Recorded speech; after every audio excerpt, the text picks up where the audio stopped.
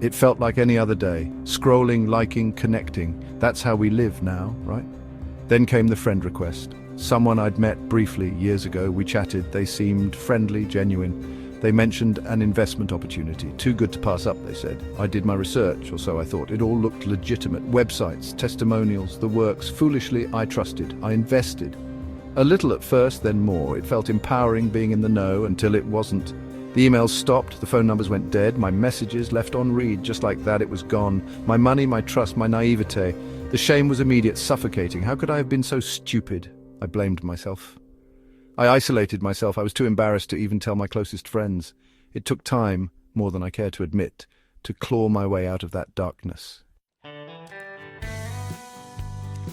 The first step was acknowledging the truth. I was a victim, but I was also a survivor. I started small, talking to a therapist, sharing my story with a trusted friend. Each conversation, a tiny victory over the shame that had held me captive.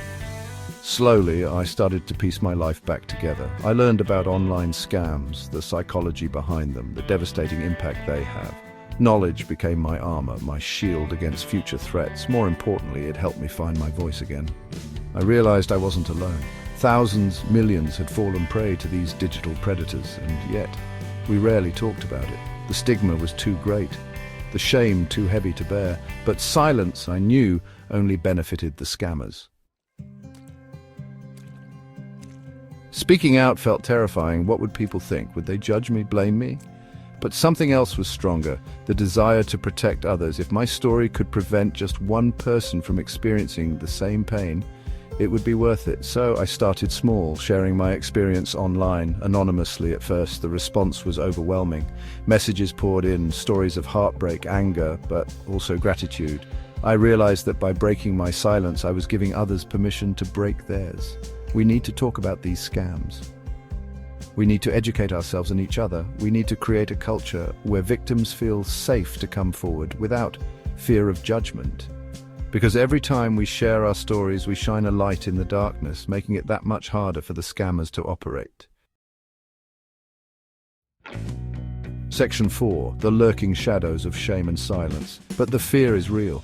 The internet can be a cruel place. Victims often face backlash, accusations of stupidity, even threats from the scammers themselves. It's easier, safer to stay silent, to bury the shame deep down and pretend it never happened. And that's okay. There's no right or wrong answer here. It's your story, your trauma, your choice. If speaking out feels too risky, too exposing, then don't. Your safety, your well-being comes first.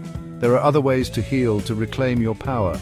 Seek therapy, join support groups, educate yourself about online safety. Focus on rebuilding your life brick by brick.